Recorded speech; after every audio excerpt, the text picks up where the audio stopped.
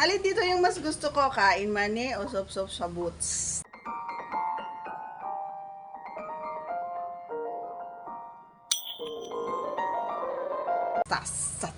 Yan ang ating pag-uusapan. Gusto mong malaman kung ano ba ito? Ayan, syempre mag-subscribe ka muna kung bago ka sa ating channel. Please, please, please, mag-subscribe po tayo. Ayan, napakaganda yung mga usapin natin. Grabe, wala akong masabi. Siyempre, click this tiny notification bell so that you'll be updated every time we have a new upload videos. Disclaimer din, ang video ito ay para lamang po sa may bukas ang kaisipan at may malawak na pangunawa. Kung wala tayo nito, maaari na lamang mag-skip at mamili ng mga videos na rarapat para sa inyo. Okay? So, alin nga ba yung mas gusto ko? I-share ko naman ngayon sa inyo.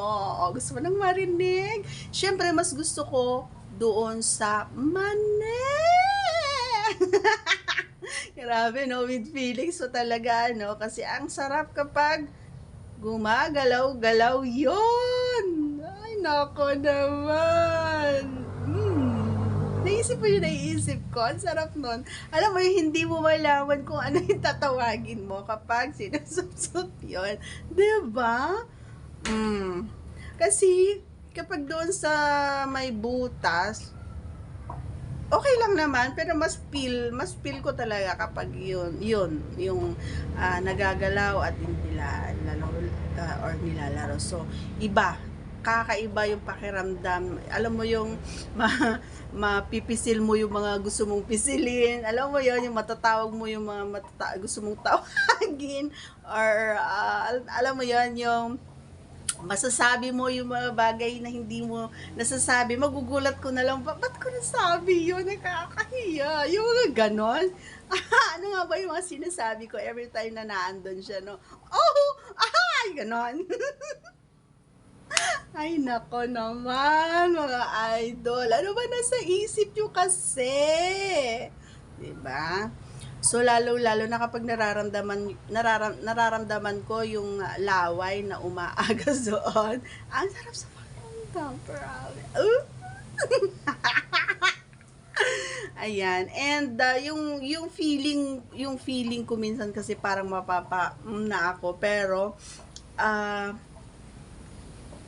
alam mo yung feeling na akala ko ay tapos na or akala ko na lumabas na, yung pala hindi pala, parang pinipigil ko lang kasi nga gusto kong tumagal, kumbaga gusto kong tumagal siya doon sa may mani kasi nga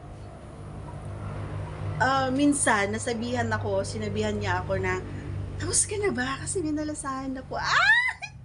Ang sarap sa pakiramdam pag nasasabihan ng gano'n. Sabi ko, hindi pa. Pero, hindi mo mapigilan, no, mga idol, pag gano'n, no? Hindi ko talaga mapigilan yung pakiramdam. So, mas pipiliin ko yon yung una, yung mali. So, yun lang. Sana nagustuhan mo ating kasagutan. Pasensya na kayo, medyo kinikilig ako dito sa kwento ko. Ito kasi kung ano mga tinatanong nyo.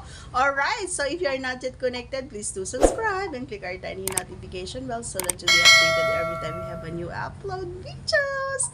See you again on our next vlog. Bye-bye!